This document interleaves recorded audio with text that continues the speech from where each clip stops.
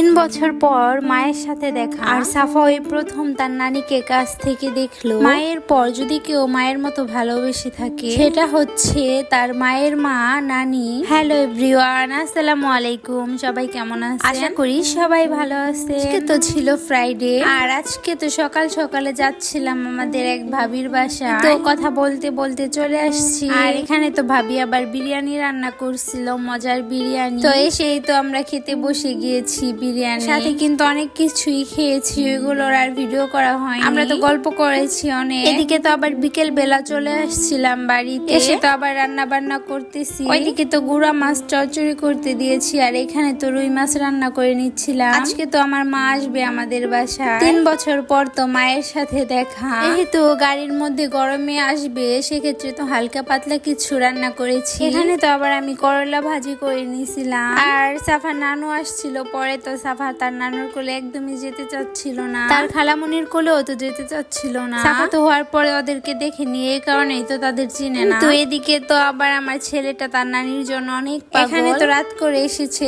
খেয়ে দিয়ে ঘুমিয়ে পড়েছিল। পরের দিন সকালে ঘুম থেকে উঠে তো আবার এখানে গরুর মাংস রান্না করতেছিলাম। গরুর মাংসটা তো ভালো করে কষিয়ে নিতেছিলাম, আর গরুর মাংসের সাথে কিন্তু খিচুড়িও রান্না করব। এদিকে আবার দুধ জাল করতেছিলাম, দেখি দুধটা নষ্ট হয়ে গেছে। পরে তো আবার দুধটা নামিয়ে রেখে দিলাম। এখানে আবার আমার বোন ভর্তা বাটতেছিল, তাই তো এখানে মরিচ, পেঁয়াজ, রসুন এগুলা কেটে নিয়েছে। আমি আবার আরেক দিকে খিচুড়ির জন্য চালগুলো কষিয়ে নিতেছিলাম। ও আসার আগেই তো বলে রেখেছে যে আমার হাতের খিচুড়ি খাবে, বলতেছে আমার হাতের খিচুড়ি নাকি অনেক পছন্দ। এটা কিন্তু সত্যি, সবাই কিন্তু বলে যে আমার হাতের খিচুড়িটা অনেক মজা হয়। এদিকে তো আমি আবার একটু পানি দিয়ে নিলাম। পানি কিন্তু আমি কখনো মেপে দেই না, আমি আন্দাজ মতোই পানি দিই। এদিকে আবার মাংসটা কষিয়ে নিতেছিলাম, অনেক ঝোল উঠে গেছে, কিন্তু ঝোল দেই নেই, একাই ঝোল উঠে গেছে। এখানে ভালো করে কষিয়ে নিলাম, এরপরে আবার একটু ঝোল দিয়ে দিলাম। এখন তো চুলার আঁচটা কমিয়ে তারপর আস্তে আস্তে রান্না করে নিব। আর এদিকে গরুর মাংসতে কিন্তু আলুও দিয়েছি। আমাদের বাসার সবারই কিন্তু আলুটা অনেক পছন্দ। এই তো দেখুন আমার মাংসটা রান্না করা শেষ। মাশাআল্লাহ, অনেক সুন্দর হয়েছে, কিন্তু দেখেই কিন্তু বোঝা যাচ্ছে তরকারিটা অনেক লোভনীয় মনে হচ্ছে। এখানে আগে আমি মাংসটা রান্না করে নিয়েছি। এদিকে আবার দেখি খিচুড়ি রান্নাটাও হয়ে গেছে। আর এদিকে খিচুড়িটা কিন্তু অনেক ঝরঝরা হয়েছিল। আমার তো একটু নরম নরম খিচুড়ি পছন্দ,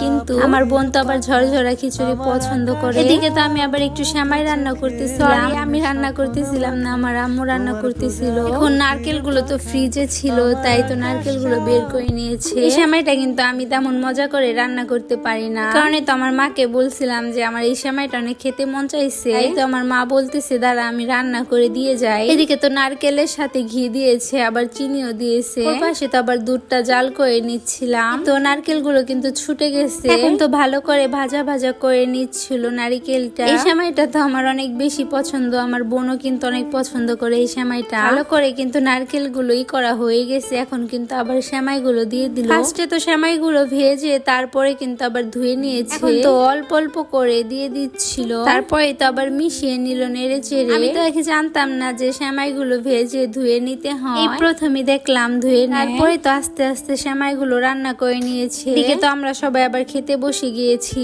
তো মাংসটা বেড়ে নিয়েছি, আর এখানে আবার ভর্তাও বানিয়েছি। আজকের ভিডিওটা এই পর্যন্তই। সবাই ভালো থাকো, সুস্থ থাকো, আল্লাহ হাফেজ।